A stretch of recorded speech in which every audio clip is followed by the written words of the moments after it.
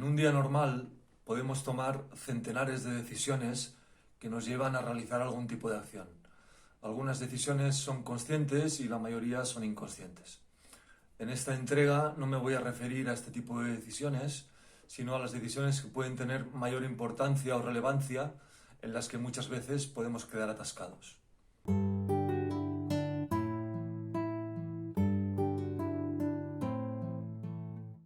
Ante una toma de decisión que podemos considerar importante, desde un principio es normal que nos asalten dudas entre una decisión u otra. A partir de ahí se inicia un proceso interno en que se barajan las posibilidades y consciente e inconscientemente se valoran los pros y los contras que me llevarán finalmente a tomar una decisión u otra. En algunos casos, ese proceso puede durar muy poco tiempo.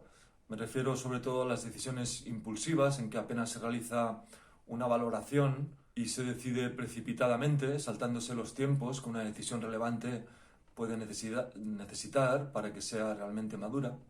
En otros casos, también suele pasar que la toma de decisión se enquista y no se decide. Incluso podemos decir que se decide no decidir, porque no decidir también es una decisión. Desde esta opción, la cuestión queda en el aire, podríamos decir que colgada y pendiente de resolución.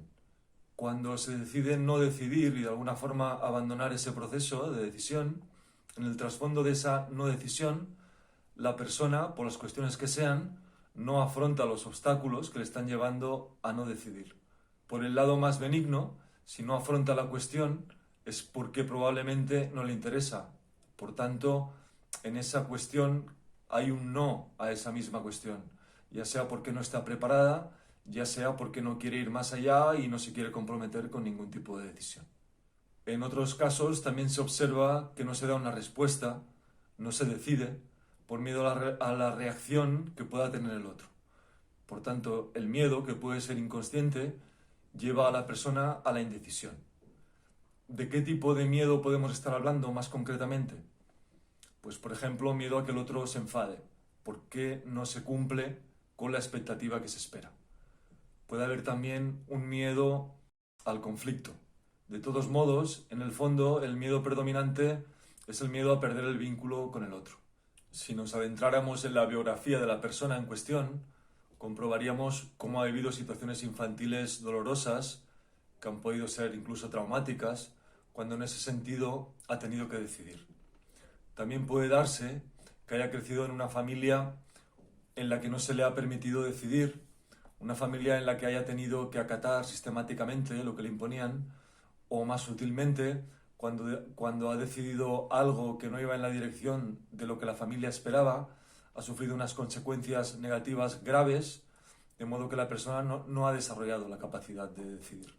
Se observa también en los casos llamados de sobreprotección, aunque más que sobreprotección, aquí de lo que se ha tratado es de impedir la autonomía del niño o de la niña para inconscientemente mantenerlo dependiente, de modo que cuando en edad adulta se enfrenta a una decisión importante, tendrá que enfrentarse también a la posibilidad de ser abandonado o de quedarse solo, como le había sucedido en su infancia. Ahí el miedo puede ser tan importante y tan inconsciente que muchas veces mejor dejarse llevar y acatar lo que el otro plantea. Otra circunstancia muy importante que también se observa en esa dificultad para decidir es el miedo a equivocarse. En estos casos suelen existir experiencias infantiles negativas relacionadas con la desaprobación, la burla, incluso con la humillación. Cuando la persona decidía desde sí misma y quizás se equivocaba, en lugar de recibir el apoyo y el acompañamiento que realmente necesitaba, recibía estas experiencias infantiles dolorosas que fueron incapacitantes para su autonomía. Es así como el miedo a equivocarse se instala en la estructura de la personalidad, así como la inseguridad y la indecisión. Desde ahí es como si la persona se dijera: mejor quedarme con ese miedo inconsciente, porque tampoco lo siento ya, mejor eso que sentir la pérdida de mí mismo si me enfrento en edad adulta a una situación similar. Te dejo enlace a otro vídeo que realicé concretamente sobre esto en la descripción, por si te interesara, donde hablo más extensamente sobre ese miedo a equivocarse.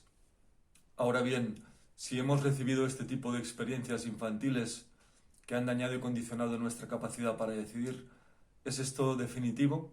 ¿No se puede hacer nada? En absoluto, estas experiencias condicionan profundamente, incluso será destino, el destino de la persona, si ésta no se plantea hacer nada al respecto. Pero en absoluto determinan que esto vaya a ser siempre así si la persona se plantea algo al respecto. De lo contrario, inconscientemente la persona se adaptará o se sobreadaptará a las circunstancias y a la realidad funcionando desde ahí. En ese sentido, uno no es como es y ya está. En ese sentido, uno es como ha sido condicionado a ser, pero a partir de ahí ya depende de la responsabilidad que cada uno tome sobre su vida. Salir de ahí implicará afrontar esa realidad interna que en alguna medida ha discapacitado a la persona en la toma de decisiones.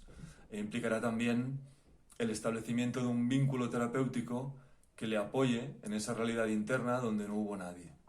A partir de ahí lo que yo he podido comprobar es que tenemos un potencial inmenso por desarrollar. Bien, pues hasta aquí la entrega de hoy. Como siempre, te recuerdo que si de algo te ha servido lo que aquí se ha expuesto, nos recompenses con un like o con algún tipo de interacción con el vídeo para apoyar el canal. Bueno, gracias por la atención. Hasta la próxima. Chao.